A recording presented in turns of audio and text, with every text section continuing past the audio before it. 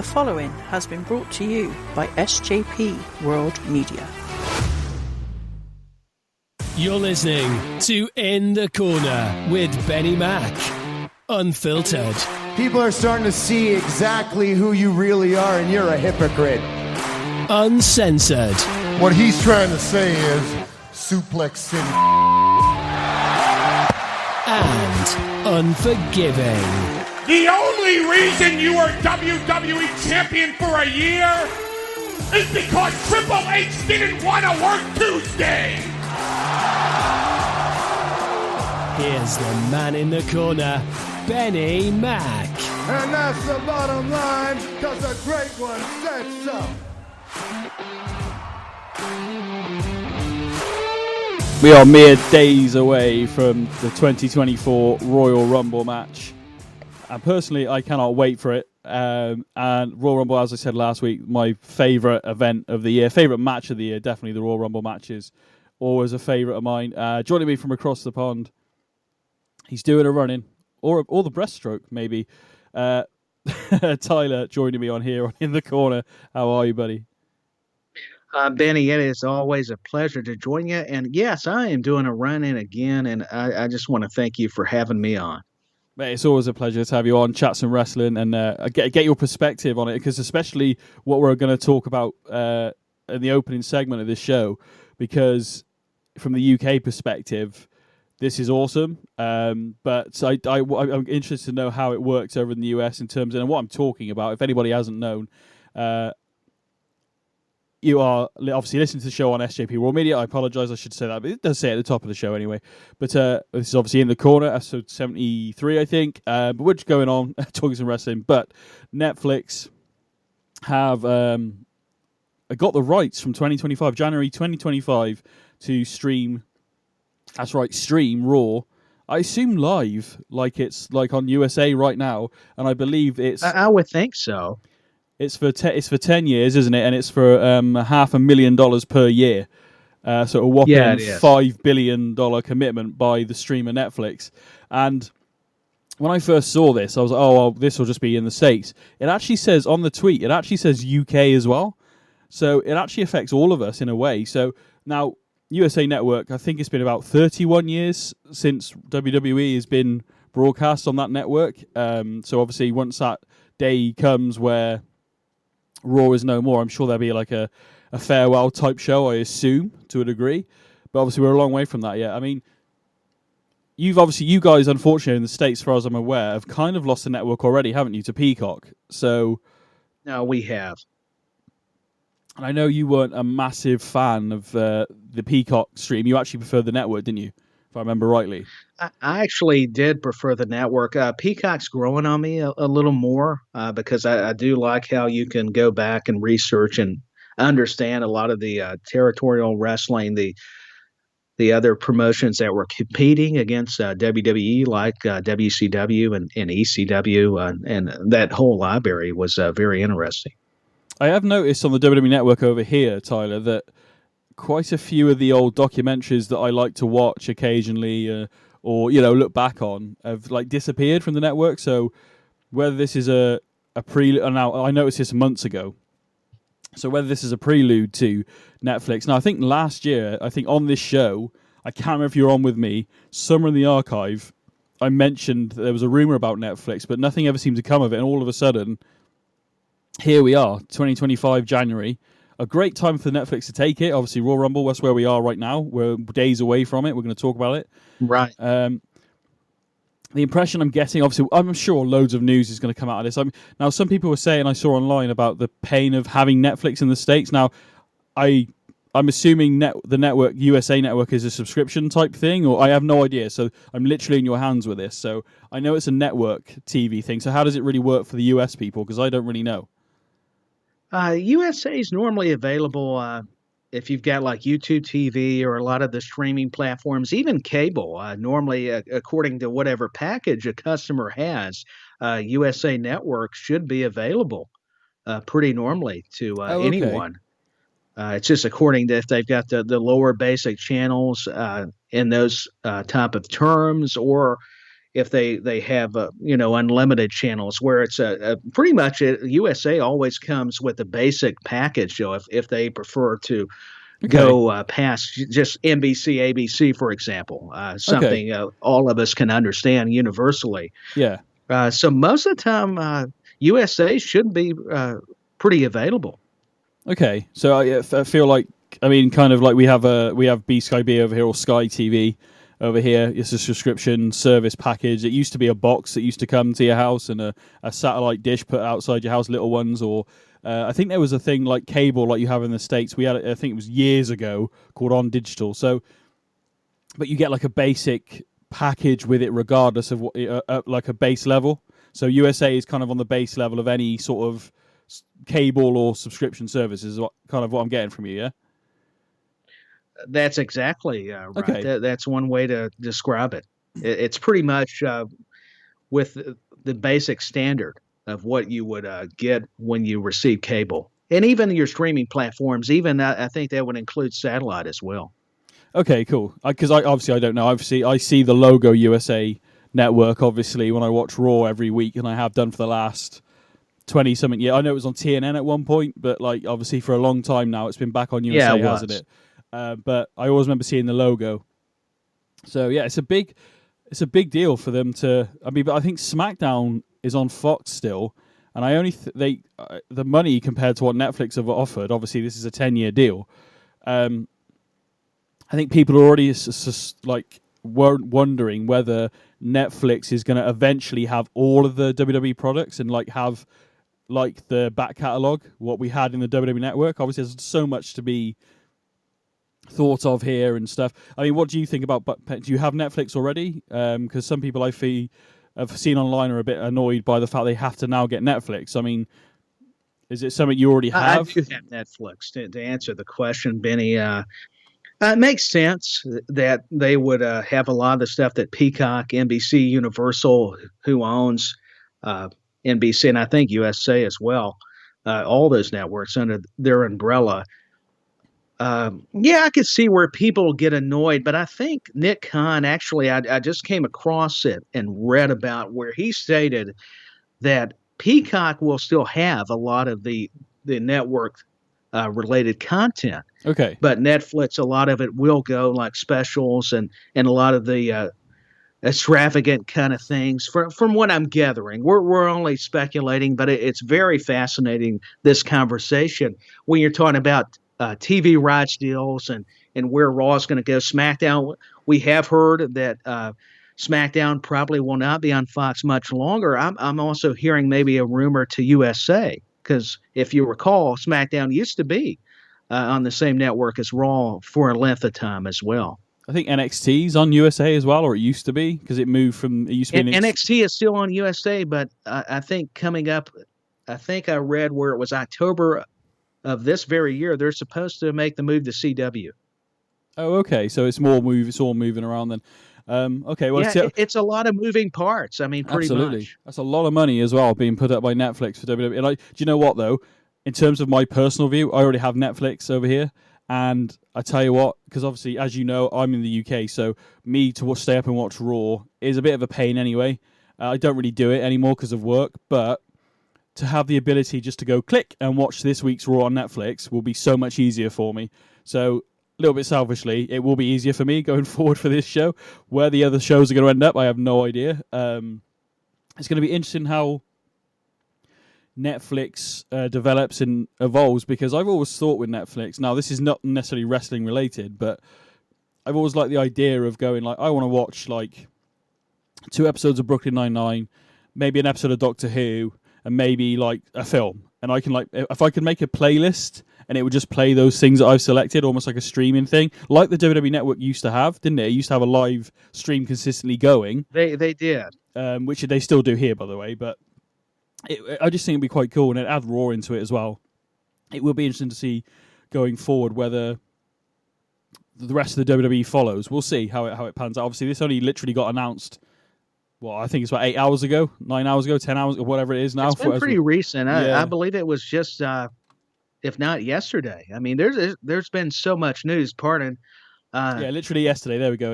According to this. A lot of information. I'm even having to recall, Benny, to be honest, like everybody. But to your point, it's beneficial to have Netflix or if you have a Hulu or any of these streaming platforms. I mean, people are just getting tired of cable, and I never thought there would come a day because used to even you could find a variety of programming, but anymore it's becoming Amazon Prime. A lot of even the network TV stations are going to streaming, like Paramount Plus has a deal with CBS. Yeah. I mean, there's a lot of correlation with why wrestling should not be any different than a lot of the other forms of entertainment and sports and all the plethora that we are able to consume as consumers. There you go. It's going to be interesting going forward. I think, obviously, as you've already very much stated, other ones are gone to, they're taking their programs off like places like Netflix to have their own streaming service, like a Paramount, like you've already said. So it's the way we consume content, isn't it? So it's the way we forward. Can watch it on our cell phones or an iPad or laptops anymore. I mean, it is just amazing when you stop and think about it, all the possibilities. Absolutely, where you can find content. There's so many destinations with these devices and the way technology continues to progress rapidly. I wonder if Netflix will bring in like a watch party like you can do on Disney. Whoever's got your...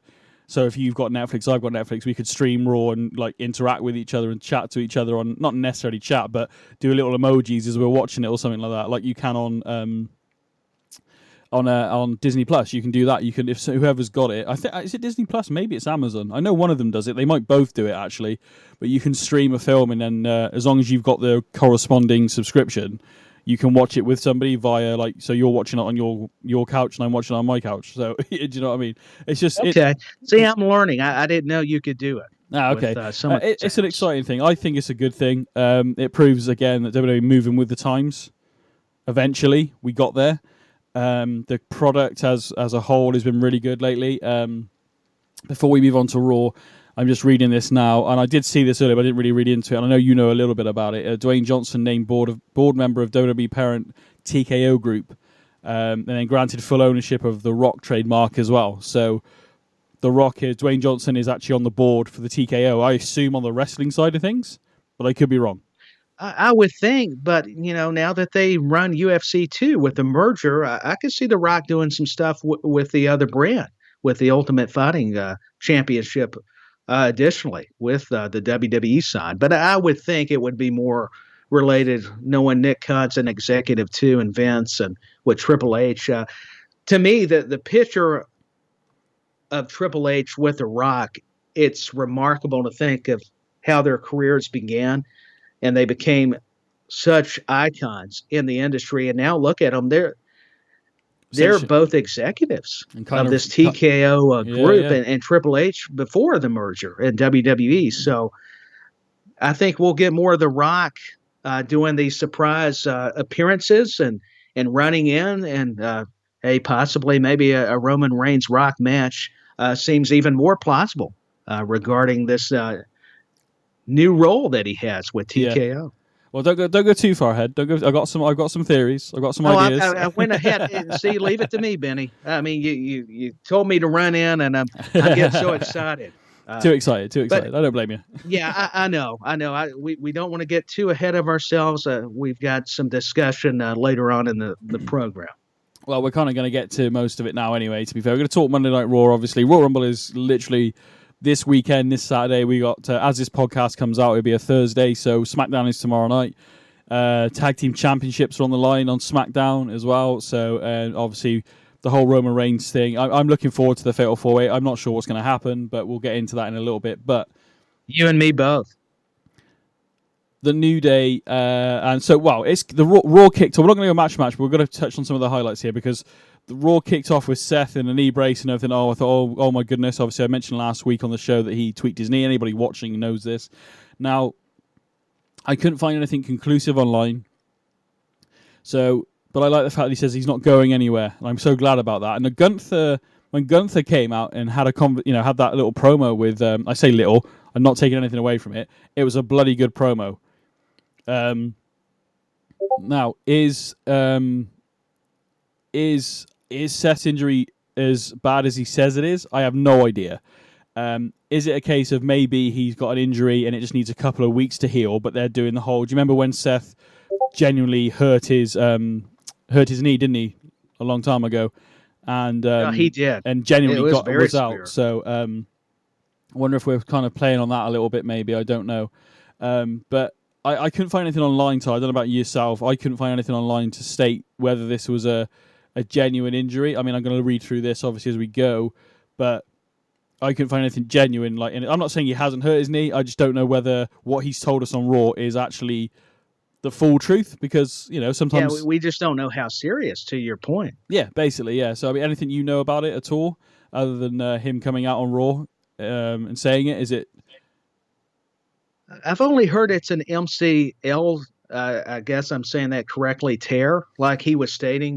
They gave it a grade, or I don't know how the doctors really go about the process, but it was due to something with the knee or his leg. We know this much, but it's very very hard to find out any more information out of respect, and I'm sure they're keeping it private because Seth Rollins, we'll get into the segment, but I'm like you, I haven't heard much more or else than the MCL tear, to that part of the knee or leg per se of Seth. So it's going to be very interesting going forward how WWE and Seth Rollins moves on from this. Yeah, obviously, there were a few fans before we get into the segment fully were like, oh, why didn't Damian Priest cash in then? And I'm glad he didn't, to be honest, because the promo we got between Gunther and Seth, mutual respect from Gunther to Seth. You're a fighting champion, 200 and something days. Seth has been World Heavyweight Champion. Obviously, Gunther, the longest reigning Intercontinental Champion in history now. As you well know, Tyler, at the start of the show, I wasn't a massive fan of the Walter being changed to Gunther. It has grown on me. I know. And he's done a great job with it, and they've done a great job with it, being persistent with it. Now, sometimes it does pay off, obviously. Roman Reigns is a good example of that. Persistence pays off in the long run. Obviously, he turned heel and stuff, but you know what I mean. Oh, I understand you, my friend. I mean, it's making a lot of sense when we didn't see the logic at first. Just got to be patient sometimes with these things. Absolutely. I wish I could go back to our previous selves. I mean, I said it, not necessarily you, but I wish I could go back to myself and go, wait, it will get good. And it did get good, very good. So I will eat my words on that, and that's absolutely fine.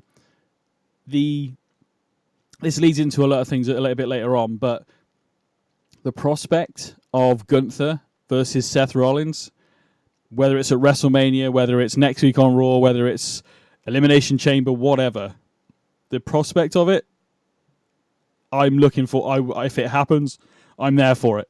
I take my money. How about yourself? Yeah, exactly. I was about to just say, and you already beat me to it. Just take my money.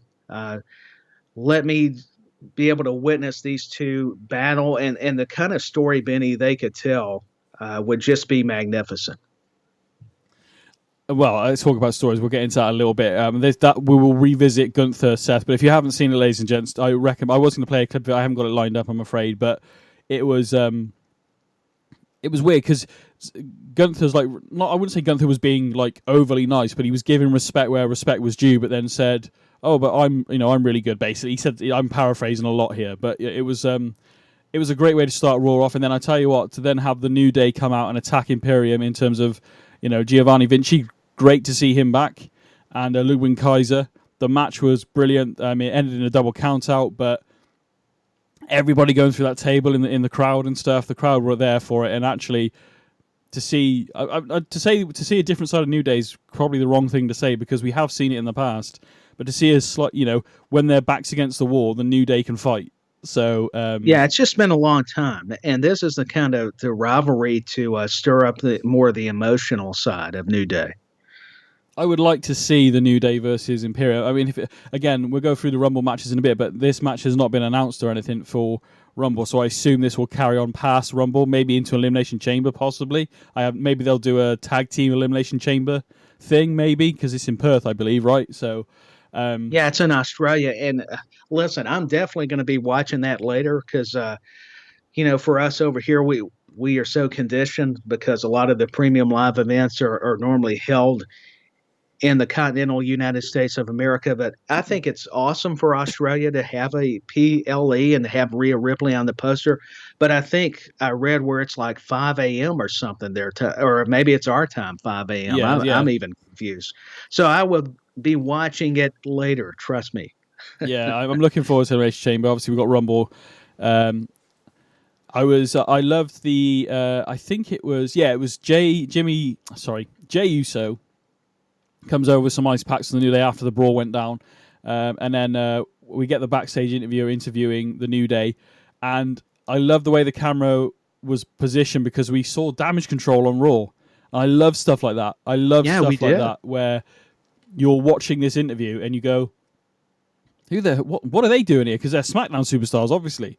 Obviously, Rumble's coming up, interpromotional match coming up. Obviously, there's the Women's Tag Team Championships as well. So I can kind of forgive it a little bit. It is a bit annoying, but when you have an interpromotional match, it is good to promote the match on Raw as well as SmackDown, because obviously they are, well, and still will be on like different platforms going forward. So there might be people like me and ourselves. We watch Raw and SmackDown and NXT when we can and stuff. So we kind of keep our eye on everything because of the show. But there are probably some people that only watch NXT or only watch AEW or only watch SmackDown or only watch Raw. So to promote this event throughout their, under the WWE umbrella, TKO and stuff, it makes sense, doesn't it? So I'm kind of annoyed, but I'm not because of the results. Do you know what I mean? No, I follow you, buddy. I'll tell you, I like Damage Control. I know we've discussed it, and you yourself have conversed about not crossing the brands over too much, but it does make a lot of sense when you're getting ready to promote the Royal Rumble, something that is so huge in regards to your premium live events leading into WrestleMania. And Damage Control, Benny, and we'll get into it, but I was reviewing your episode last week, and you had a great idea about the Rumble that involved Damage Control, and I don't want to give it away in case people haven't listened, but it had me intrigued. I just want to compliment you. Oh, thank you. Speaking of Bailey and all the team from Damage Control. Oh, well, there's rumors flying. Again, we'll get into the Rumble. You can tell them if you want, but yeah, we'll get into that when we get to the Rumble section of the Women's Rumble if you want. So, but I appreciate that, man. No, that's fine. Hey, listen, I'm here to follow the leader. I mean, we're team members here, but I want to let Benny revisit it because, to be fair, you had a great analogy, and I'm still kind of wondering about it as I'm trying to replay it in my head. Yeah, definitely, man. Definitely.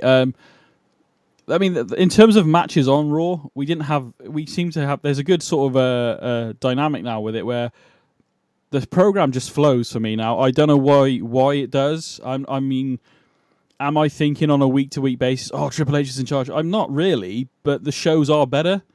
And it's taken a little bit of time to build it. Now, like I said a minute ago with the New Day Imperium angle, I think the reason why I go, or maybe we should have it at the Rumble, is because I've almost been conditioned to see when somebody gets a beatdown right before a pay-per-view, we have that match on said pay-per-view. And that's been happening for years with no real substance. So actually to have it build up and not at the Rumble, it actually makes sense now. Do you know what I mean? But when you look at it on the face of it, after the last 15 years or so, you kind of are preconditioned to see if, like, I don't know, we'll take two random superstars, make like Becky Lynch and then Nia Jax. Maybe Nia Jax beat up Becky Lynch and then, now they're going to have a match at the Rumble, and it might be on the pre-show, it might not be. But instead of just going, here's a match because this person called this person an idiot, we're actually having substance put into the rivalries. So actually waiting for it. So we probably won't see the New Day Imperium necessarily, although we are going to have, I think Kofi's challenging Gunther for the IC title on Raw next week. But yes, but in terms of a tag team match, we might not see that for another couple of weeks, if not at Elimination Chamber. So I think it's just more of me being like, and us as a fan base being predetermined to like, he called him an idiot, so we're going to have a match on the pay-per-view. And there's not really any substance there. Yeah, we're so conditioned. Yeah. So I've just got to give props to the WWE process at the moment. It's a little bit weird, but it's working as far as I can. And when I say weird, I just mean because I'm so used to, you're an idiot, let's have a match at the Royal Rumble. Okay, and that's it. There's no real substance and to it it. Doesn't make sense all the time. Yeah. I mean, you want it to not only suspend your disbelief, Benny, but you want to care about these characters and why are they fighting? Answer me the question. Give me a reason for the motivation. Make it intense. That's why I love Kaiser and Vinci being more aggressive in the New Day. Yeah. It's been so long. It's refreshing to see these two go at it. And you know what? We're going to throw the chairs from the announce table. We're going to go through tables. We're going to take risks when it makes sense for the purpose of why they're all involved and why we're having matches and the backstage segments and outside the ring, through the crowd, all the brawls is what I'm alluding to. Everything seems to flow and come together. And you brought up a astute point. Raw did not feel like a marathon, and we've mentioned that before. It seems like there's a good ebb and flow concerning Raw, and no matter who's in charge, especially this episode. Yeah, I don't know what it is about. Maybe it's the Rumble's coming up. Yeah, Yeah, exactly. There you go. Yeah. Maybe it's the penultimate one before. I don't know, but whatever's happening, it seems. And I haven't really. There's been a few I would say that I've been yeah, it's all right, but generally I'm the Chad Gable match as well, which I haven't even mentioned. Match against Ivar, bloody great match again. Fantastic.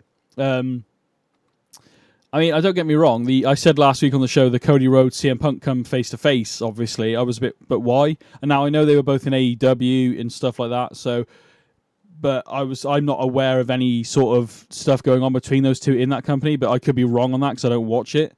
But I was okay. Well, we'll see what happens. And I tell you what, the result. This is now. I'll give you my theories now. But the result of the Cody CM Punk face to face has left me going, damn, this is going to be when you put the two best promos in the company in the ring and tell them to talk and it goes well, these two nailed it. I was going to play the whole promo, but it's quite a lot to go through and dissect, so maybe we'll do that. They gave them time. It was lengthy, but well worth it. It didn't feel lengthy to me, though. I don't know whether about yourself. It was over before I knew it. And that's what I mean. It flowed great. I'm just saying they gave them time. I love the psychology of the well, I'm CM Punk. I'm the son of an electrician, so surely I'm the American dream. And then, and Cody's comes back with, well, I actually walked out this company and made a difference. So am I not the CM Punk? And it's like, damn, man, it was just so clever the way. I mean, it was reality, and that's why people are so invested in these 100% these superstars, because you've got Cody Rhodes, who we all know can verbally just annihilate somebody, and the same thing for CM Punk. And not everybody knows the story, the connection about how Dusty told CM Punk, look out for my boy in Ohio Valley Wrestling. There's a lot of the tidbits, the backstory that I didn't even know. No, I didn't. Until that promo, and it's an educational thing when you go back and really dissect what they were bringing up in the promo, because it's real life, or at least it blurs the lines where I can believe it. It gives it credibility, and that's the whole point. Mate, you've nailed it, 100%. Yeah, I'm right there with you. It was great. Rhodes bumping Punk's shoulder on the way out of the ring, and it sort of would come to that stare down.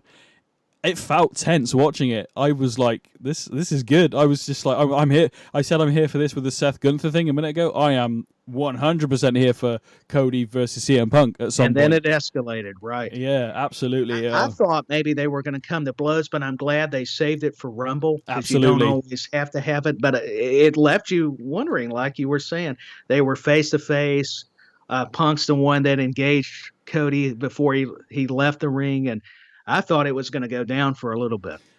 I mean, if you, for some reason, don't want to see the Rumble, but the only bit of Rumble information you've seen is the Cody CM Punk thing, and you're aware of, I mean, you don't even have to be aware of the story, because they spelled it out brilliantly throughout the promo and told us the story of this journey of both men very well. And if you haven't seen anything, but you've only seen the Cody CM Punk face-off alone is probably sold God knows how many tickets or I don't know, subscriptions, whatever you want to call it now. It's got to. I mean, like you were saying, Benny, if that's all you saw from Raw or heard about reading on, then it's enough to get you interested in not only their stories, but hey, I want to check out the Royal Rumble now in case I wasn't going to view it before. Yeah, 100%. And I'm glad you picked up on it as well. I'm glad they didn't actually come to blows. I want to see that at the Rumble, quite potentially. Obviously, there is a chance that we don't get it. I think we will. And now here we go. Benny's wild theories. I should get a voiceover made for this. No, I love your wild theories because, hey, listen, some of them are actually coming to fruition. And I mean, it's the thing about any kind of wrestling, especially WWE, like you were stating before, aforementioned, we have to be patient and just allow these things to develop. It's not that we're able to see the future and know, but it sure is pretty astonishing watching some of these kind of dream scenarios like Punk and Rhodes in a WWE ring. We would have thought AEW for sure. Never would imagine that fast forward a couple years, we'd get the American Nightmare and the Second City Saint confronting each other before a Royal Rumble. I mean, it's just amazing. Yeah, I mean, Punk's last match was in the Royal Rumble, wasn't it? So... yeah, it was, and that's what made it more significant. It's a lot of the stats, and I appreciate WWE highlighting it, whether it's their video packages or Michael Cole, any of the broadcasters, because it's so vital to what they're trying to accomplish from a story-driven basis. And Cody, he stepped out of the shadow from Dusty. I liked how they put it in to that promo. It's almost hard to find the right terminology, but it was just so compelling. I mean, it made you feel like these two guys did not like each other, and that's the point. Yeah. And once again, it answers the question. If nothing else, this segment should hook you. If it hasn't, then I'm going to assume you're not a wrestling fan or you don't have a heartbeat. I have no idea how you would not be interested in going, at least to go, I wonder what this is about, So, yeah. Absolutely. It's very hard. Very quickly on, on X, at In the Corner, WWE on X. I keep wanting to say Twitter. I will never get used to this, I don't think. Me too. It's still hard for me to say X. I'm so used to Twitter. Yeah, SJP Raw Media, who I assume is Sai, who did this. I asked what your thoughts on the Raw on Netflix coming in January 2025 in the UK as well, which still boggles my mind. He's just put huge, obviously. A few weeks ago, I also put out a question because I am absolutely struggling for Rumbles in terms of who will win. And do you know what? I quite like it, Tyler, because I'm going to put my theory through later on and my guess through later on, but I could be. For once, I'm like, I really don't know. Because I'll explain why in a moment, but let's just quickly. I just want to quickly do these tweets. So a couple of days ago, also in the corner WWE on X, I need help here. Who's winning the women's and men's Royal Rumble matches? Cy Powell put Punk wins the men's. I would guess Cody then wins Elimination Chamber to get his shot. It's a good theory. It's also good power for Cody. I like it. At Largely Speaking, or Ben Gandhi, okay, well, I would bet CM Punk wins the men's Rumble and Cody winning the Chamber match in Australia. Had the same sentiment as Cy. Bailey for the women's Rumble, most logical story. Other choices would be Jade or Becky. And he's on about Jade Cargill, I assume, and Becky Lynch. So, do you know what? And also, as I say this, by the way, as I'm looking at my Twitter page right now, trending right now, mate, on every single bar one, right? AJ Lee is trending. Big E is trending. Roman versus Rock is trending, and Shawn Michaels is trending, and Okada, by the way, and Okada. I just see that one come up. I did not expect Michaels' name on in the conversation. With all due respect, yeah. Before we move, I was going to tell you my theory, wasn't I? I do want to make a quick mention before I go on to that. I saw a clip. I haven't seen NXT, but William Regal is now back on WWE TV and NXT at least. So cool to see him back in WWE. I'm sorry, and I know it's a cliche. He belongs in WWE. Nothing against AEW, but WWE is his home. I'm sorry, it is. He just fits what they're doing. Absolutely. I mean, he understands because he's still instrumental, not only in creative, but for all the brands. I mean, you all know it, or at least know it best. Let me back up with the NXT UK when it was around, and the way he was used to recruit talent. I mean, he is just so crucial to the success of the WWE and especially the NXT brand. Absolutely. Also, I'm still waiting for this NXT Europe thing that we're going to do. I assume we're going to hear something about that relatively soon. It was supposed to be first quarter. Wasn't it supposed to be first quarter of 2023? Now that I think about it. I think it was, and it's very fascinating that you bring it up because I almost forgot about it. But you're maybe right. They were waiting there for was supposed to be this big European expansion. Yeah, maybe they're waiting. Of, maybe many countries. Maybe they were. Sorry, maybe they were waiting for the TKO deal to go through. Maybe that because that took precedent. I guess could have been. So yeah, because they wait for that big deal. That probably pumped the brakes on it a little bit, and they were thinking, "Hey, let's wait till this deal finalizes and start progressing forward." So that's another good point. And I don't mean to have the boring responses either, but it's hard to disagree. I mean, Regal just AEW. It was cool to see him somewhere else, but people were thinking, man, we just didn't get the War Games and his sons and NXT, and he just has been associated with especially NXT for so long, no matter what brand, and WWE. And I remember watching him in WCW, but I did not realize the relationship that Triple H and he had, and that makes a lot of sense. And I'm glad for him to finally appear on TV in NXT or any kind of program for them and be back. You could tell he wants to be close to his son, too. I mean, there's that father-son dynamic as well. Yeah. I mean, in terms of the Triple H thing, the one thing I do know is when Triple H was in WCW, it was Terror Rising, I believe. He was terrorizing. He worked with Regal, and Regal was the guy that actually said to him, I think helped him a little bit after he got trained and stuff, but also said when the call came to go to WWF at the time, Regal was the guy that went, you need to go, because you'll get more chance to work there and more opportunities. So I would say that Regal has been very much instrumental in a lot of people's careers, not just Triple H, to be fair, and that's with the future generation going forward as well. So I'm glad to see him back in WWE. Regal's influence is still felt, and that's a good observation, Benny. I did not know how Triple H had met Regal. I knew WCW, but I didn't know that Regal actually gave him the advice. So I'm always learning something when I'm invited onto a podcast or listening to another podcast. And that's why I'm such a big fan and so supportive of everybody, because we're all picking up on these important details, and I want to thank you because that's pretty neat. Yeah, it was in an interview I saw years ago, so I'm not taking too much credit for it. I just remember it, that's all. So here we go. This is my 3 main events of WrestleMania, how I think, in terms of the men's matches at least, all right? All right. I will give you my women's as well, but I will save that for when I get to our Rumble picks, okay? Because I feel like my Rumble pick is easier, to be honest. In terms of the women's, not so much the men's. But if this series pans out, so Gunther, let's say, I don't know how we're going to get there necessarily.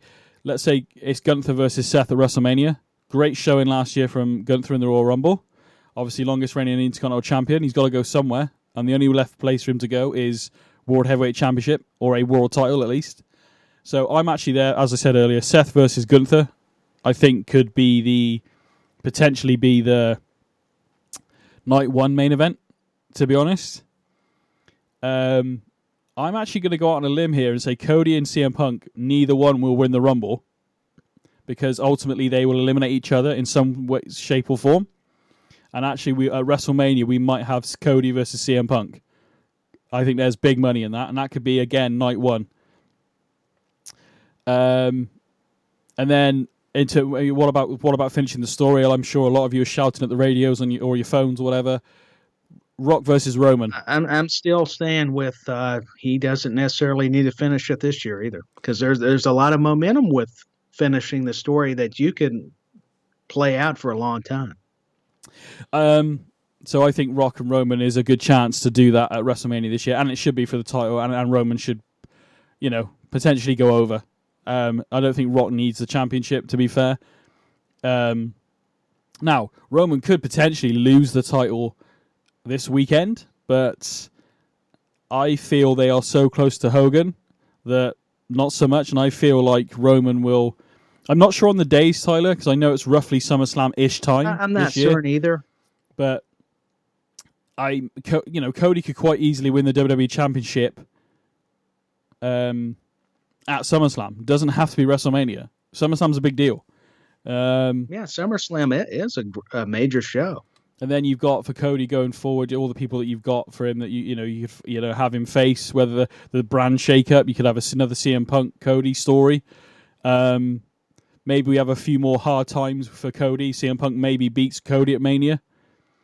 So because CM Punk came off more as the antagonist, I would say, in that promo. I wouldn't say either bad guys or good. He turned heel there at the end a little bit, or at least blurred the line. Definitely, and Cody still came out more of the baby face. I think for Cody and for Punk, it's good to make them go through obstacles, even if Punk's one of those challenges for Cody.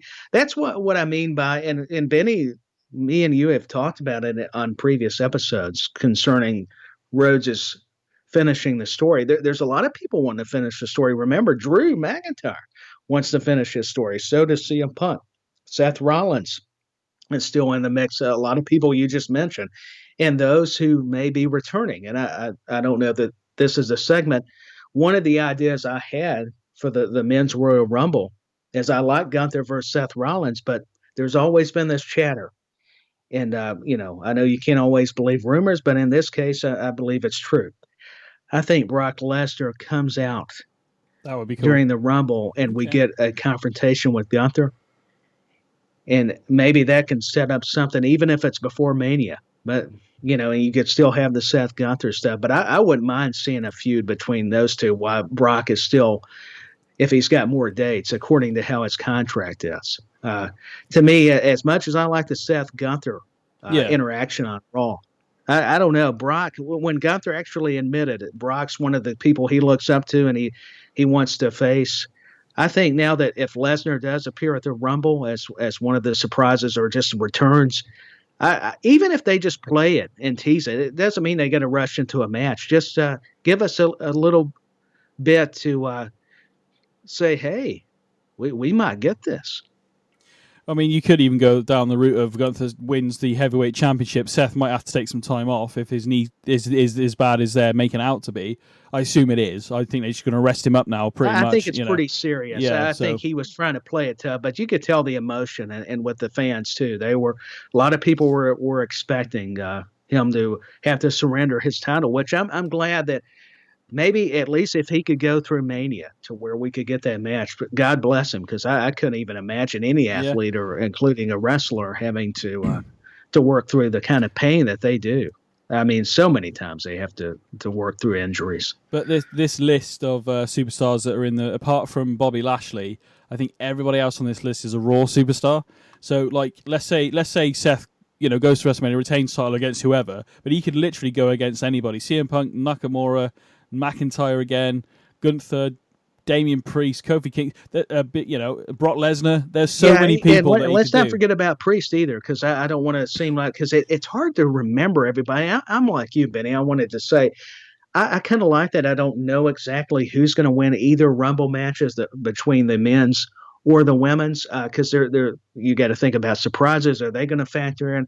Even if they don't, we're looking forward to seeing who may come back. Whether it's the formulas we envision or not, I think I'm just so excited, like you and like a lot of the fans, at what's going to happen. I really don't know how to pick it. I mean, there's a few choices. There may be more than a few, obviously, but it's still very complex. Yeah, it could literally go anywhere, which I love. So we don't, everybody's assuming Cody Roman at WrestleMania. I mean, that might happen. If it happens, great. But if they're going to do that this time, is it not time to pull the trigger on Cody and have him beat Roman at WrestleMania?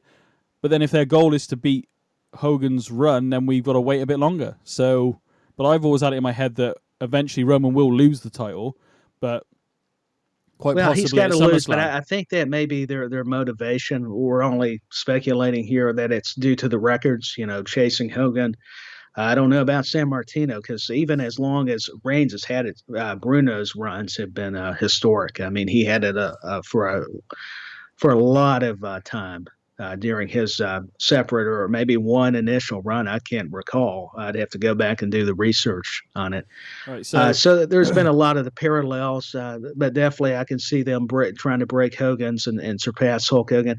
And to see 40 years of Hulkamania seems significant because I think where he beat the Sheik and the Iron Sheik, I should say, at Madison Square Garden, it brings a lot of the historical context for their motivation as to why Roman should surpass Hogan. So to your point, even if you have the argument that Cody should win, that's what I'm saying. I'm going to keep going back to this and probably drive the Cody Rhodes fans crazy. Hey, listen, I love Cody Rhodes. I've came to become more of a fan of his lately. It's just I don't know that it's time to finish the story. And even if you do, I just think Roman Reigns is, even if you grow tired of him, pardon me, he's just got more than momentum. He's been the face of that company. Forget the programming. He's just what they've been able to do with him. I think has been so special that even the best babyface is going to have a hard time. That's why they want to make it close in his matches, and even with interference, even if he doesn't have a bloodline, there's always going to be something that favors Roman. But he's just been on this other level that even with all the big stars returning and coming back into the fold, I think that if you create some disdain from the fan base in a positive way, I mean, there's so many directions you can build from. And I guess I'm trying to look at it a little bit differently, and maybe I'm off. I don't know, but I have to stay true to my opinion.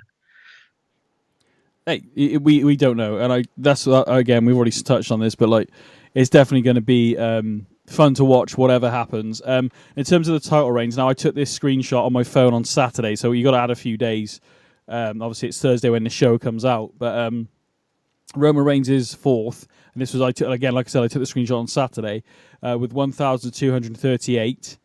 Bob Backlund is in third with 1,470 days. Hulk Hogan is 1,474 days, so he only beat Backlund's run by 4 days.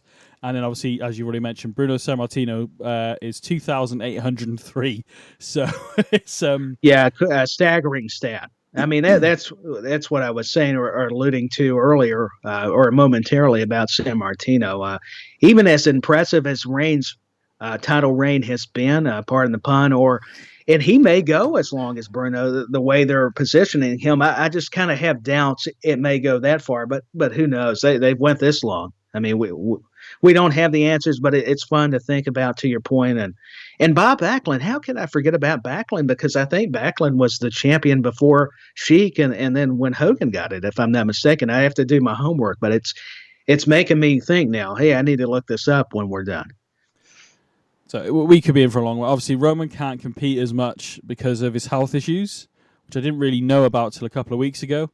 Right, and that's another way to look at it. And often we gloss over it. His health is definitely should be heralded as more important than anything. Absolutely, yeah. Because he just came back, and that now I'm starting to understand the lighter schedule. See, that's why, man, I make the tag. I trust the hosts because I don't always analyze these things as clearly. So I appreciate that. Yeah, I mean, I didn't realize it was that bad. So that explains why he is, I think he defended the title like 11 times last year. So, I mean, but the shows are always good when he's on the show. Just his mere presence. Oh, yeah. It always elevates the show. I don't care who you are. I mean, it can be just as big a star as Roman, even as much as I like Randy Orton. And LA Knight's really coming alive, and AJ Styles, the phenomenal one. Still having Roman in that fatal 4-way match for Royal Rumble is going to have a lot of obvious importance to how they're going to going into Elimination Chamber and Mania, and even into SummerSlam. It's easy to stop and say just Mania, but a lot of it they've planned out that'll go to SummerSlam, then on into Survivor Series for this year, and I mean, the possibilities are always endless. I probably said it before and sound like a broken record, but it is. I did have a thought earlier where, like, the Jimmy J Uso breakup, and then the weird way that Jimmy went back to the Bloodline. has never quite sat well with me. But I was thinking earlier, I wonder at some point. So it looks like Jay and Jimmy are at each other's throats, but actually, has Jimmy gone back in to keep tabs on Roman? Maybe that could be a story. I know they might go Jimmy versus Jay at Mania, possibly. It would be interesting if Jimmy was actually an inside, on the inside. I was trying to say and implied there, and he's actually been helping out his brother, but being on a separate brand like SmackDown. It would make for good TV. It would be interesting, wouldn't it? It would be interesting. Against it. And I was just thinking, it's almost a year, obviously, Royal Rumble coming up. Last year, Royal Rumble, we had the Sami Zayn chair shot on Roman and the roses in the flowers in the ring. Kevin Owens. Zayn's he's been off TV for a long time. He has, yeah. Maybe he'll come back at the Rumble because there's a lot. That's what I'm almost estimating now. I think a lot of us can probably assume that Sammy would return at Rumble. Yeah. And Undertaker and Michelle McCool have also been rumored to be at the Rumble. Wow, okay. I just got lucky and came across it, but I think it was Sportskeeda, one of those websites, publications rather, and they said now whether Taker actually gets involved, maybe it's like Kane and some of these legends. He comes in and gets enough eliminations, and he maybe puts over some young talent. They can get him out. I don't know how that'll work, and maybe just to have those confrontations and how these Rumbles work. It'll be very compelling. Well, let's say Taker is in the Rumble, because we've only got 8 people actually named in the men's Rumble, in fairness, so there's obviously still a lot of slots left to go. Yeah, there's so much they can still add, or and even without surprises, some of the logical choices. Yeah, I mean, if let's say Taker does come back, I assume it'll be the American Badass version of the Undertaker, but if whoever eliminates the Undertaker should go on and win the Rumble. Does that make sense? If you're going to do it, do like you did with Drew when he eliminated Brock in 2020. Where it meant something. Make it where Undertaker comes in and dominates, not buries anybody, but they respect him, and he respects getting the younger talent over, and somebody just shocks him and either does a big move or somehow gets him over the top rope. But they did the Rumble with Drew so well that year, when Brock came in and just was taking care of everybody. It didn't matter how big they were or are, both those past tense words. Yeah. And then Lesnar, takes the low blow from, I think it was Kofi, wasn't it? And then it was that Drew done the Claymore. I can't recall exactly, but I know somehow they tied in Kofi getting some kind of revenge, because everybody was still mad about how quick he lost the belt from when Brock surprised everybody when SmackDown first premiered on Fox, I believe it was. So it's kind of interesting. We've talked about TV rights and Netflix and these streaming platforms. I believe that's when Vince came out with Stephanie and welcomed everybody to the premiere of SmackDown on Fox. They were in L.A. or something. Maybe I'm off, but it's wild how you start remembering these things. And I'm very forgetful, folks. Trust me. It's just it's wild sometimes. Kofi got a bit of one over on the Brock, but he didn't actually eliminate, because it was Ricochet got beaten up by Brock on the Monday on Raw. No, it was Ricochet. That's who it was. Yeah. It was not Kofi. I've just watched it so many times. I've watched that Rumble so many times. It's rapidly become one of my favorite Rumbles, and it will never beat the 2001 Rumble for me. But it was a good Rumble, as you well put. It was the right person to win it. Unfortunately, as Drew's been banging on about for the last month and a half to 2 months, if not longer.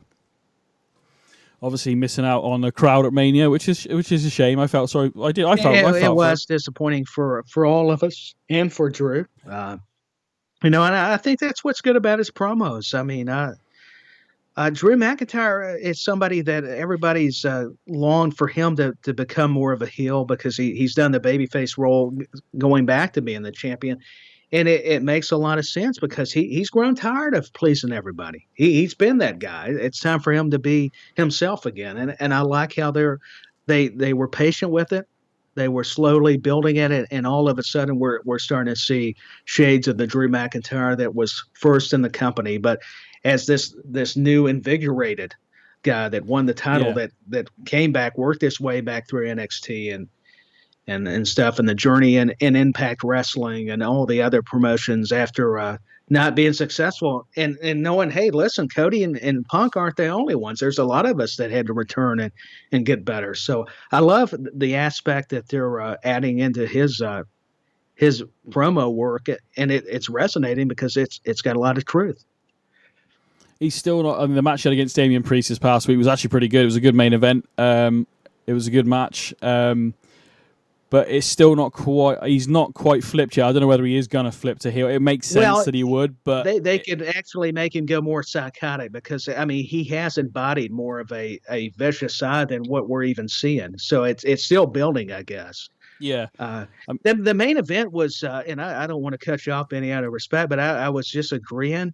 I'll tell you that it was hard hitting, very physical, and both guys were about the same height. That's why they mashed up. Not that you always got to go by the logistics, but these two guys, Damian and Priest, legit tough guys. So it's true. I like the martial arts style kicks, like we would see X-Pac do, but a guy that even bigger. And the way these guys can move, it's not like a methodical big man match. These guys are agile. They're in tremendous shape, and they can move around that ring and on the outside do a lot of things. And we just enjoyed it. And they had chemistry. You can tell even if they never faced each other, they just had something working for them. I mean, in this match because they were both loving the intense style, and I always appreciate that. That's why I liked Gunther and Sheamus. Back, I think at Clash of the Castle, wasn't it? When you talk about some hard hitting. Yeah. In that match. I mean, hopefully, Sheamus might return as well. He's been out injured. A little thing. Well, yes, you can't forget about the Celtic Warrior, not just the Scottish Warrior, but yes, Sheamus could be coming back, and I would welcome it. I have missed Sheamus. See, I get why they say sometimes you got to be able to miss somebody, and it's the same even for somebody you watch on TV or attend a live show, and you don't see them enough for various reasons, and then when they come back, it makes it that much more special. I mean, it really does. And it's amazing the simple things you overlook or overthink, and it starts hitting you. Oh, there's the reason. Man, there's going to be so many returns, I think, at the Rumble. I just want to very quickly mention before we move into the Rumble card, Pete Dunne is officially back, thank goodness. He is actually back as Pete Dunne. They didn't dwell on it too much. They just did it, and here he is. And I'm thank goodness, to be honest.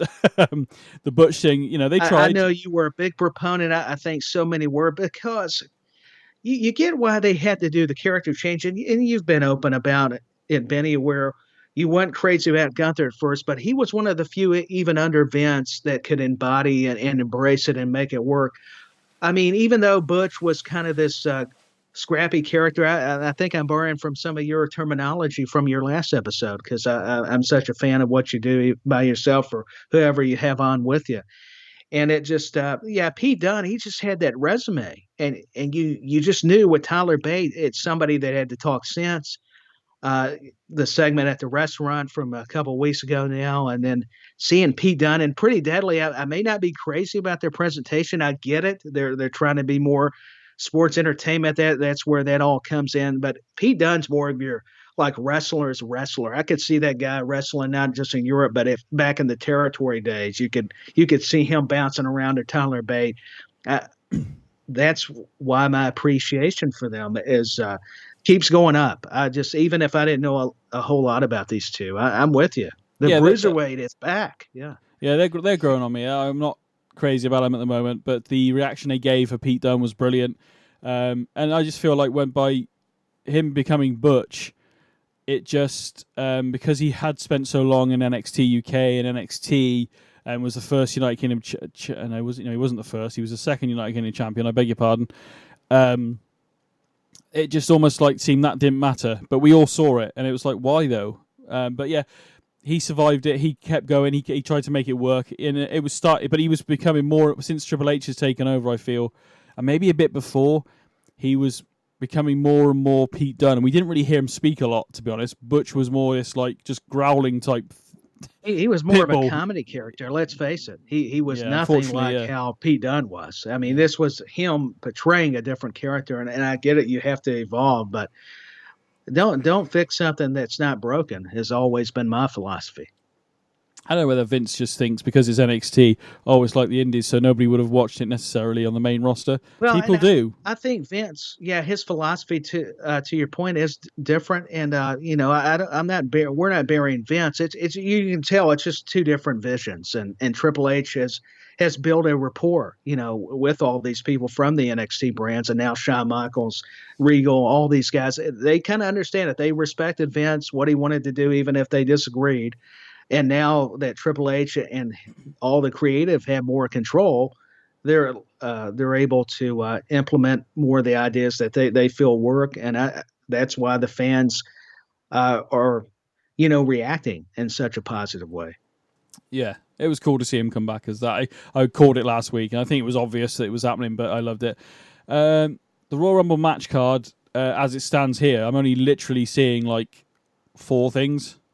So whether anything's been announced since we recorded, I don't know. But I'll just take what I got in front of me. We've got to talk about it. United States Championship match, Logan Paul versus Kevin Owens. Obviously, Logan Paul's Logan Paul. I actually, he's been pretty good in the ring, to be fair. Should he be United States Champion? I have no idea. But it's working, I think, to a degree. Do I want to see him be United States Champ much longer? No, I want him to lose that title as soon as possible. But whether that happens at the Rumble, I have no idea. I mean, your thoughts on this, man? I just think it adds more to his heat, as they call it. I think it makes you dislike the guy even more, and I welcome it because we need more heels, and even various heels. This guy will lie, cheat, and steal and make up excuses like Eddie Guerrero. Not comparing him to Eddie. Don't hear me out, and don't hear me wrong. Obviously, just saying that was the motto for being a good heel is what I'm implying and implementing. Logan Paul, he's got it. And going back a couple of weeks ago, and you probably touched on it, Benny, I don't want to do revisionist history here, but it's important to the story between he and Kevin Owens. There I go with pronouns. Vince McMahon would be proud. But Logan Paul with the shiner and trying to involve lawyers. And that's what I mean, making the excuses. And he was already disdained from the perspective that here he was coming in being an outsider and knowing the Paul brothers. You either love them or you hate them or you just dislike them. Hate's a little bit of a strong of a word. But Logan Paul he creates this kind of attitude and persona that works, especially in the wrestling industry. And you're so correct. I mean, he has came into it and transitioned so well and taken it seriously. We've discussed about certain celebrities that have worked hard, but Kevin Owens has got that prize fighter mentality again, and he would knock out Logan Paul. That's been the whole premise. Who can knock out the other, or at least out-endure the other. And with Rey Mysterio, I like how they're bringing it up on commentary, relaying those facts, because trying to go back on Logan Paul a little bit, to be fair, when he tries to throw it into the conversation or to his defense, hey, listen, about Owens' cast. And then when Owens would take it off, see, I just love it. And I know I'm going back to the other episode of SmackDown, but it all ties into this match while we have it. And it answers the question. And I don't know about you, but I'm excited. I did not think I would be overly just over the moon about a Logan Paul Kevin Owens match, but the way they presented Logan Paul, and of course with Kevin Owens, it's got me intrigued. I'm looking forward to it. I like the fact that he brought up, you shouldn't be using that cast as a weapon, even though he beat Rey Mysterio with brass knuckles. So it's like that hypocritical thing. It is. I mean, I want him to lose because I don't like him, in a sense of he's a good heel. Will he do it full time at one point? I have no idea. I have no idea. But what he has done so far, and hopefully it continues, has been good. So I will press you for who do you think is going to walk out of Rumble with the United States Championship? Ooh, this is where it gets hard. I still want to see Logan Paul, believe it or not, as much as I like Kevin Owens. He's got so much heat on him, man. So many people dislike him. I think that's a factor for me. I just like him being able to still run his mouth. There's just money there, obviously. I mean, evidently. I love matches like this. Change up the wording. I love matches like this because I want Kevin Owens to win.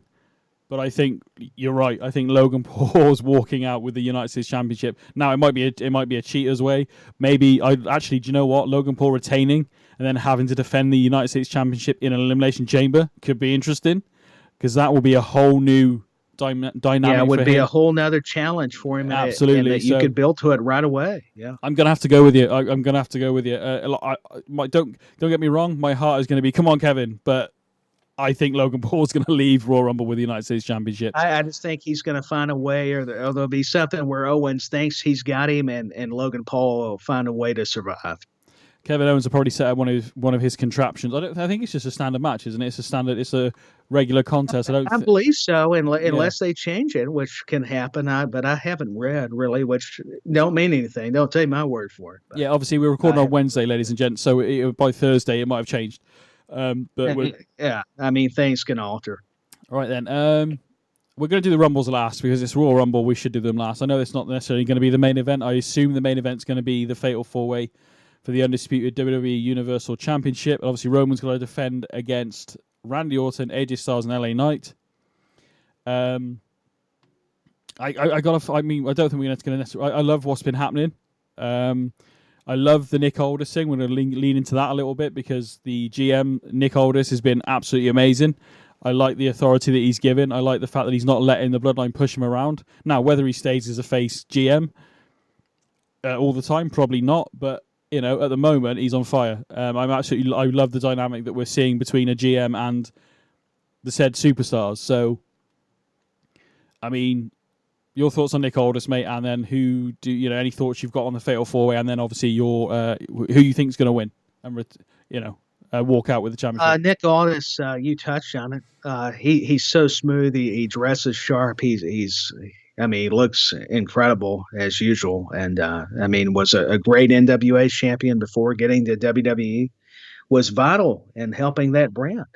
Billy Corgan is who I'm referencing. A lot of wrestling fans will understand it, but for those who don't, Nick Aldis is doing a masterful job. I mean, maybe that's overselling it a bit, but I don't care. I mean, he is. What is it about your guy's accent too? It's so smooth. It just sounds better. That's even me being over here in the U.S. But giving props where props are due and credit. Nick Aldis just has an intimidating presence. I mean, even without being intimidated. You're correct, BenNy. He's the right authority figure as a GM, or you could say executive, however they want to term it. I love how Paul Heyman used the line James Bond type wannabe. I'm paraphrasing myself. I thought that was clever. And I love the interactions we're getting with various stars. And where even Carmelo Hayes met with him, and Nick Aldis was saying, oh, okay, you want an opportunity? He was stern with him. You better make the most of it. Because I want you to prove it. I'll give you a chance. I think that's been missing. Nothing against Adam Pearce on Raw. I think he's doing a fine job. But Nick Aldis, this is just a whole nother dimension with him as a general manager. And I love how he's standing up to the Bloodline and everybody. He's not anybody to push around. And he brings it. For the Fatal 4-Way matchup, I've got to go with Roman Reigns. I'm sure there could be interference knowing the Bloodline and even Heyman. I think LA Knight and AJ Styles could cost themselves, and even Orton if he gets involved. And, of course, it's hard for him not to. But in the Fatal 4-Way, it'll probably come down to Orton and Reigns to be realistic, because we could get a match possibly down the road. I don't know if it's WrestleMania or not, maybe Elimination Chamber. But, Orton and Reigns is going to happen at some point. And I think I want to see just a great matchup. I just love that we don't know. I just miss the days of just being fans. It's great to speculate, but I just want to see a darn good show. And I like all this, what he's doing, and I think we're going to get a heck of a main event. But I've got Reigns. Fair enough. No, I'm there with you. I think, obviously, we might have...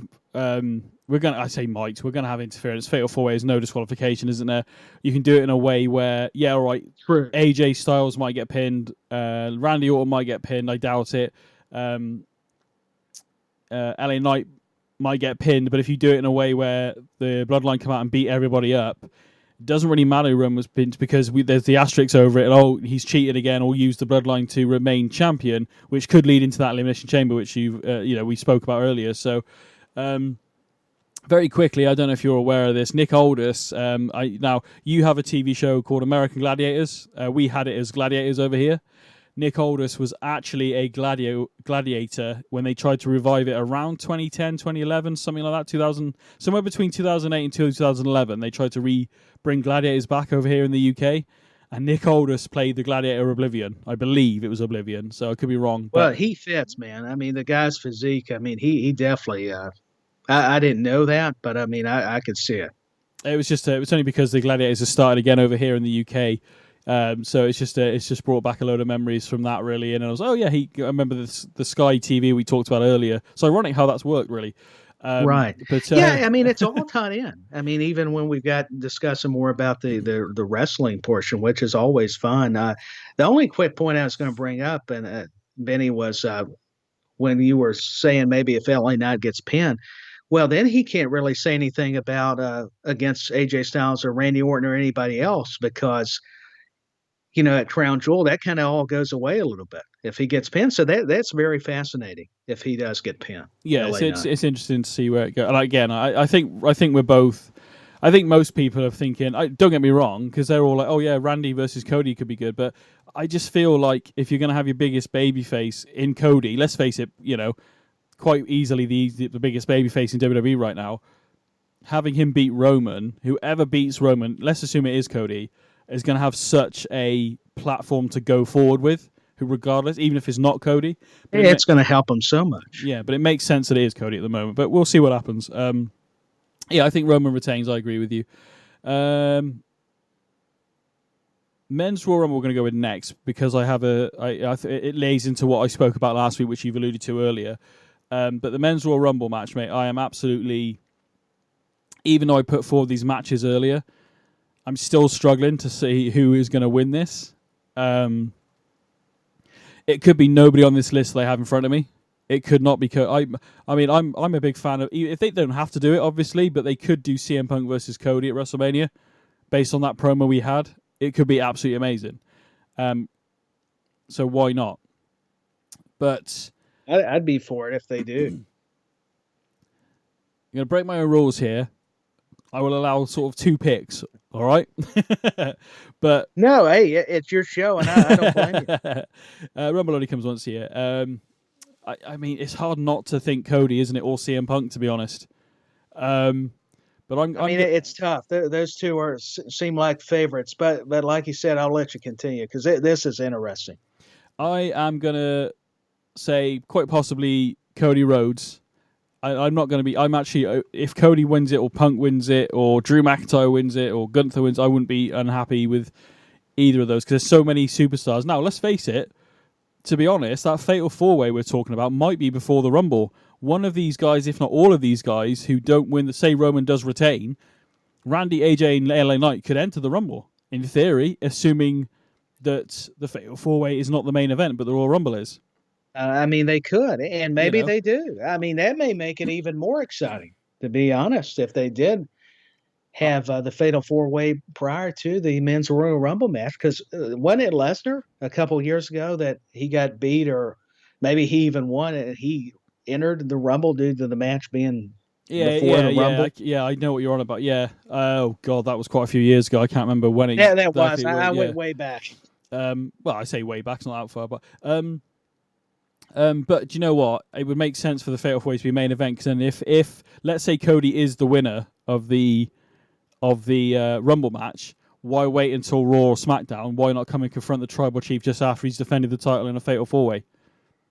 So that could happen as well. But yeah, the image alone would get everybody talking, and just the image, the video, the views, and yeah. I think anybody's top 3 has to be Cody, Punk, and Gunther, to be honest. That's my own opinion. But I'm going to go... Yeah, that's a good top 3. I'm trying to think of maybe sneaky picks, like if Damian Priest or McIntyre, like you've done mention, or a surprise pick that nobody expects that could come in and just spoil everything. It could very well be, because I'm a big fan of the idea of, after that promo, I've already said it multiple times on the show tonight, that Cody versus Punk at Mania would be amazing. So, if Roman's going to retain that title, if Roman is going to retain that title, do you really want Cody losing again to Roman at WrestleMania? I don't think so, to be honest. No, and maybe I'll go back on my previous statements, where it's got to be a little different this time, because I know I said why not just keep the belt on Roman for as long as you can? But you start to wonder, when is it time for Cody though to finish his story, or even if it's got to be SummerSlam, the option you laid out. Yeah. I mean, it's all riveting. I mean, it's just there's a lot of what ifs that we still have to answer, and I'd be happy if Cody took it off Roman. I wasn't against it at the previous WrestleMania. I just felt like, why did it have to be then? But now the question is, well, we've got the WrestleMania this year. When does WWE decide, hey, Cody is the guy to do it? Yeah. I think with the last year, I think both of us, and probably a lot of fans, I know a lot of fans kicked off and were annoyed that Cody didn't win. But we looked at it, and if I remember rightly, we looked at it as a case of Cody's just come back off an injury. He had 3 great matches against Seth, then was injured, then was gone, then came back and won the Rumble for number 30. Has he really... I know he's Cody Rhodes and he's a big fan favourite, but has he done enough since being back to warrant being in that position? And it just felt like no. Not to take anything away from him, because I think Cody Rhodes is is one of my favourites, my little girl's favourite as well. So it's hard not to root for him, especially with a little face. She was gutted when Cody didn't win. But she's been, she's got her little American Nightmare T-shirt I got her, and she's, firmly behind Cody Rhodes. So I can't not vote against him. But my 2 picks are Gunther and Cody. But as I say this, Tyler, I'm going to stick with those 2 picks. By the way, I'm not going to shift. But thinking about it, if Roman is not going to lose that title, Cody should go nowhere near Roman until it's ready.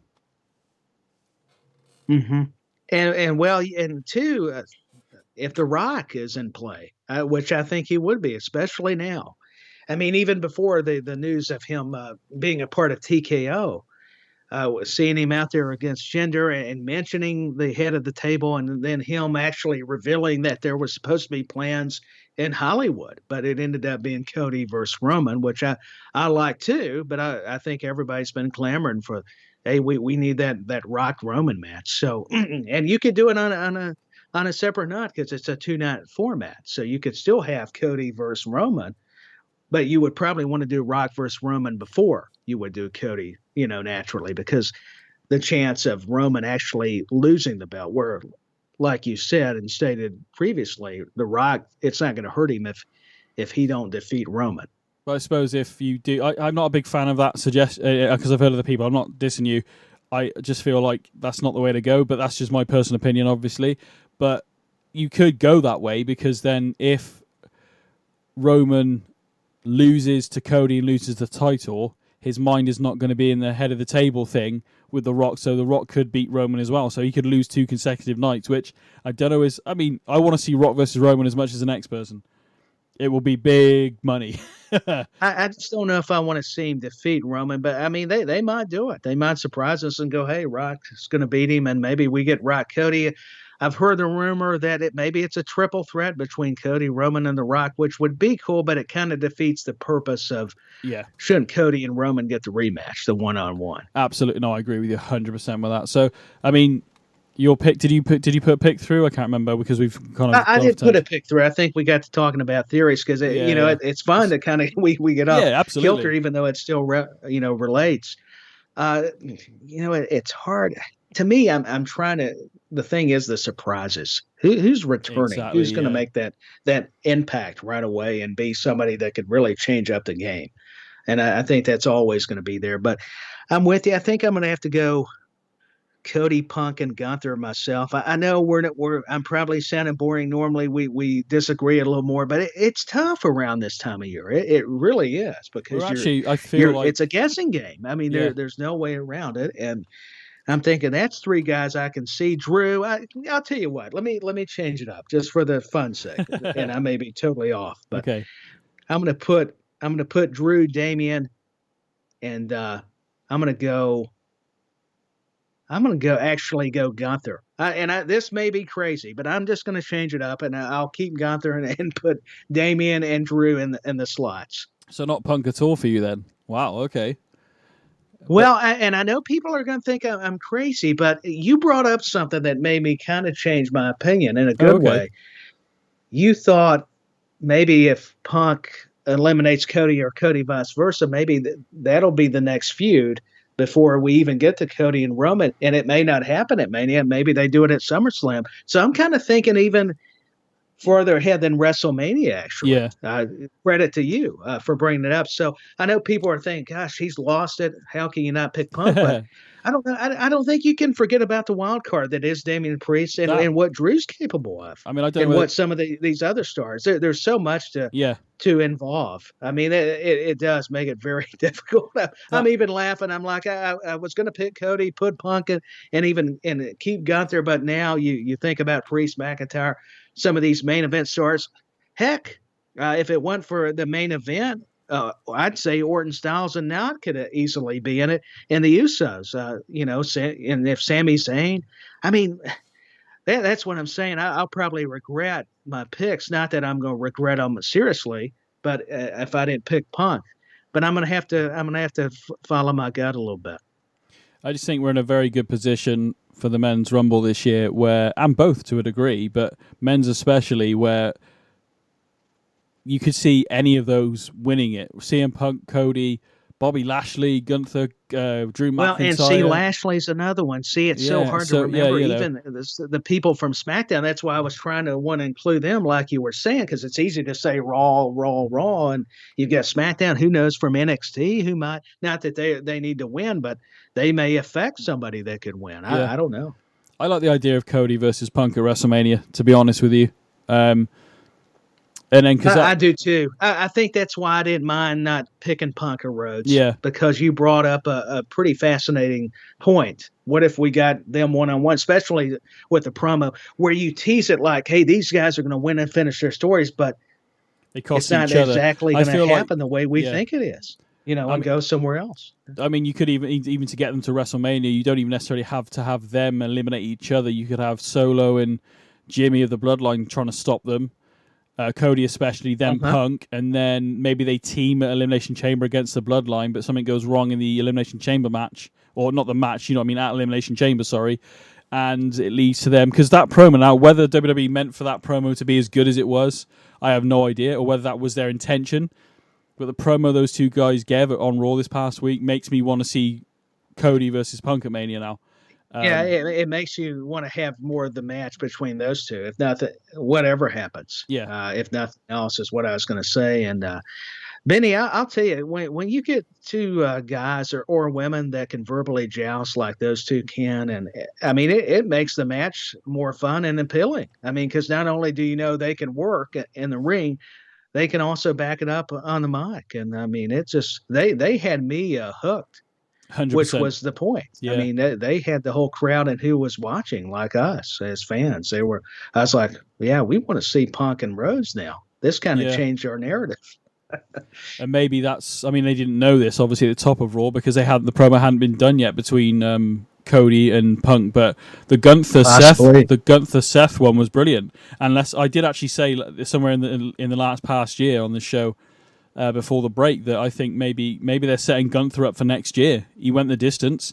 Let's just play devil's advocate here. Let's say Gunther wins the Rumble, chooses Seth Rollins. Let's say Gunther does beat Rollins at WrestleMania. Probably be an absolute great match if they do it. Oh, it'd be a classic. I have no problem with Gunther winning the World Heavyweight Championship, possibly defending it the next pay-per-view, and then retaining, and then actually he goes having two titles, maybe giving up the Intercontinental Championship because he's the longest reigning, and maybe he could use it as a motivationary tool and go, I dare somebody to beat my record and I'm vacating the title, and then we have a tournament and whatever, and off we go. And that way he's the world champion, he's moved up, and he's not lost the Intercontinental Championship in a silly fashion. Keeps elevating him, and it elevates making him relevant. And it elevates that IC title. You think you can do better? Mm-hmm. Here it is. I'm vacating it. I'm actually a bit advocate for that now. I've thought about it a couple of weeks ago, and I was like, do you know what? No, I mean it's very intriguing, these ideas, and it's got me thinking in a good way. The wheel spinning about different approaches to how they could book it. It's always fun to think about. Like Triple H has admitted, this stuff ain't as easy as it looks. Obviously. But yeah, the thing, maybe these guys didn't even get together. Maybe they didn't actually have the riders with them. These guys are good enough. They just went out there and were spitting facts, as they say. Yeah. Speaking of going back to Rhodes and Punk to clarify. So. Definitely, yeah. But with the Gunther thing, quickly, one last thing is just that by him giving up the Intercontinental Champion, because he, like I've already said, the longest reigning Intercontinental Champion in history, he's like daring someone to do better. I've made this title relevant again. I've made it mean something. It's a workhorse championship. Who can be better than me? And then we could go. There's a story there in itself. And maybe in 2 years' time or a year's time or whatever it is, I can't remember how many days he's had the championship. It could, by then Gunther could be not the World Heavyweight Champion anymore, and this person then approaches Gunther's record, whoever that may be, and Gunther tries to stop him like somebody tried to stop him. Do you know what I mean? There's a story built in there. I mean, it's a long-term story, but there is one there. Yeah, but hey, listen, I actually like long-term storytelling too, so I would be in favor of it if they did choose to go that route. Fair enough. Right, let's one last thing to talk about, and that's the Women's Royal Rumble. Now, unlike the men's, yeah, we can't forget. We only have 4 people named for this one, so it's a little bit harder to pick. Now, again, returns. You've already mentioned Michelle McCool possibly being there, maybe a Trish Stratus. There's so many names we could go through. There's so many they could pull from the Lita. There's so many. Yeah. So, but I mean, it's going to be a great Rumble regardless. Now, you've already alluded to it. Now, if you listen to last week's show, probably know what I'm going to say now, but I think Bayley will win this. That's my outright pick straight away. I'm not faffing around. And it's because of what I laid out last week on the show. You're serious, buddy. Yeah. And assuming she doesn't return in the Rumble, having Sasha Banks or Monet, whatever she's going to come back as, assuming she is coming back, and I'm assuming she is, so you shouldn't assume, but I am. Bayley maybe doesn't win the title at WrestleMania, but the rest of Damage Control, because I'm assuming Nia Jax possibly or Becky Lynch against Rhea at Mania, so I'm assuming that Bayley would she's going to say she's going to choose Rhea, but I think she will choose, assuming Io Sky is still champion, which I think she will be because the long-term story there is better. Bayley tries to take the title, Damage Control turn on her, or maybe before Bayley's even made a decision, Damage Control make the decision for Bayley, and that causes Bayley to go, actually, I was going to go for Rhea, but now because you beat me up, I'm coming for you, Io. And then we have the whole story play out, and then, Bayley might win and get a beat down after the match, and then Sasha Banks' music hits, or Monet, or whoever she's going to come back as, have her return at Mania to help her old friend Bayley out. Would be an absolute amazing moment, wouldn't it?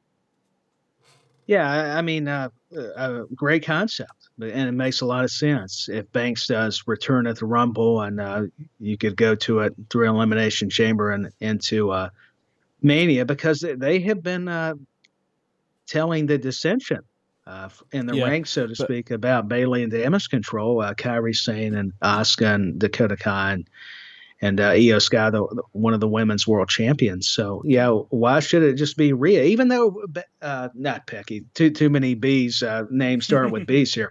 But Bayley came out, though, during the Becky and Nia Jax segment on Raw. Like you were saying, we saw Damage Control make their presence felt.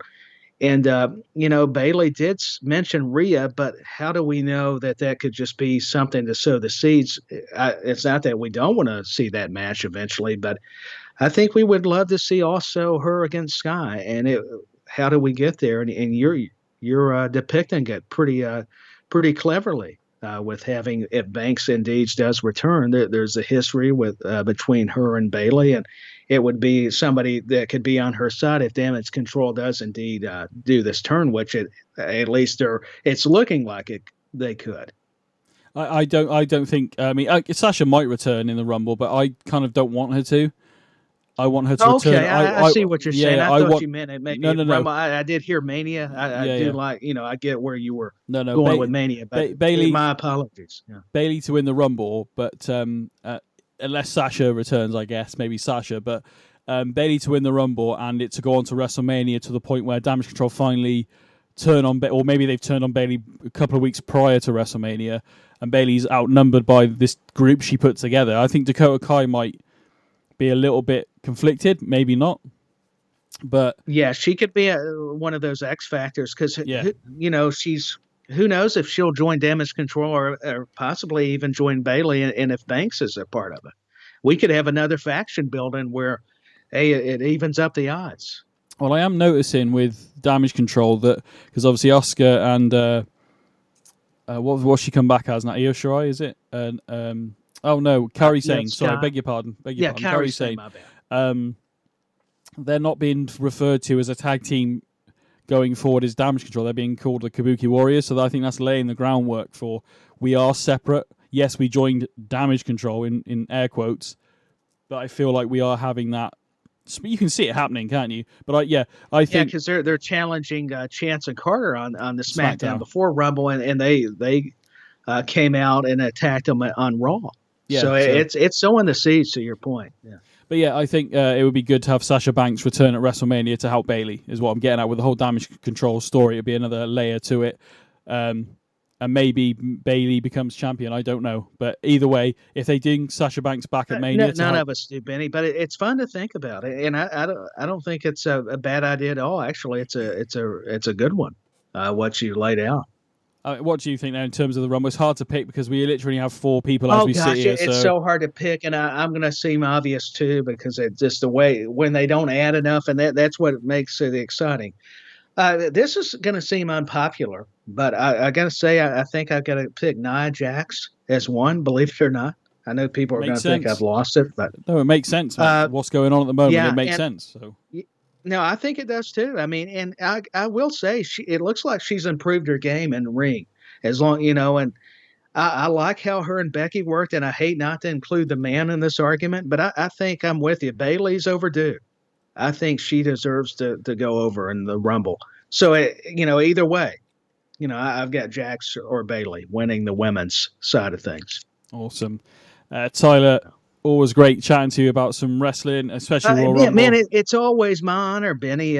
Thank you for putting up with me, and there's just so much to go over. I'm kind of glad how you format your show because I can listen to it and get a recap in case I miss anything. But guess what? We're doing other podcasts and we can't really miss anything. So, there you go. But still, you're able to bring some ideas to our attention, even those listening, including myself, that really keep us guessing in a great way because I'm thinking, I wish I would have thought of that. I mean, but we're all kind of, trying to borrow ideas of what we think's from a psychology point of view. I think that's always important, like you brought up and mentioned. And normally we disagree, but with Rumble, it kind of makes things interesting. It's we did have a few disagreements respectfully. I know that makes a show seem a little more different, but hey, we can't help it. It still went good. We just happen to agree a lot on this one because there are just so many what ifs. I think that's how you could summarize it. Let us know what you're up to, mate, outside of In the Corner and SGP and everything. I know you're doing WrestleManiacs and stuff at the moment. Let us know. Yeah, WrestleManiacs with my good friend Waylon Myers, and we're going to have special guest Steve Fox join us for reviewing the Rumble as well. And that you can hear the audio versions on SJP World Media as well. That's WrestleManiacs. It'll be episode 7 this upcoming weekend. There's 6, will be 6 out eventually. I know there's 5 right now, and so we're having fun with that. And Tyler's Takedowns is still available when we can get them out. There'll be a couple coming out shortly, so check that out. That's still going on, and don't forget about all the amazing shows, including In the Corner WWE with the great Benny Mac here, and all the shows, the Doctor Who pod. I mean, I'm not even an avid viewer of Doctor Who or even watch it, but I feel like I get an education on it when I listen to the show and all of these programs that are non-wrestling or wrestling. I feel like I get an education show, so I can't help but compliment everybody at SJP World Media and what you all are doing. Appreciate that, man. You can follow myself at Benny Mac, BNNYMACK on X. I've got to remember that. And also follow the show at In the Corner WWE. Give us a follow. And obviously subscribe to the podcast and all that on Spotify, Apple Podcasts, and all the other places. Obviously on SJP Raw Media. And we'll be back with, we'll be back for some, I'm trying to do once a week at the moment, which I am keeping to. When I can, I will do more. If I have chance, I will maybe throw out an episode for like SmackDown. But obviously, but more than likely, we'll be back next Thursday, and we'll be talking some Raw and some Rumble and what the fallout is of the Royal Rumble. Maybe Tyler will join me. I have no. It depends if he's free or not. but we'll soon see. Tyler, once again, thank you very much, mate, for coming on. I always appreciate it. You're very welcome, Benny. As always, whether I can tag in or do a run-in, however we term it, it's always a good time. And listen, you're doing a great job, whether it's solo or inviting somebody as a guest host or hosting with you. In the Corner is always just an enjoyable experience. So I want to thank you. I'm grateful to you, man. Appreciate it, man. Thank you very much, everybody, for listening. Hope you have a great weekend. Hope you enjoy the Rumble, whatever you're doing, and we'll see you again next Thursday for some more In the Corner. In the Corner? Yeah, that's what the show's called, right?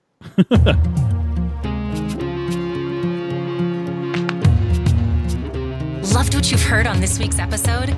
Well, the answer is simple. It would mean the world to us if you could head over to iTunes and leave us a 5-star review and feedback. Spreading the word really is the best way to grow our podcast and achieve even greater things. Thank you.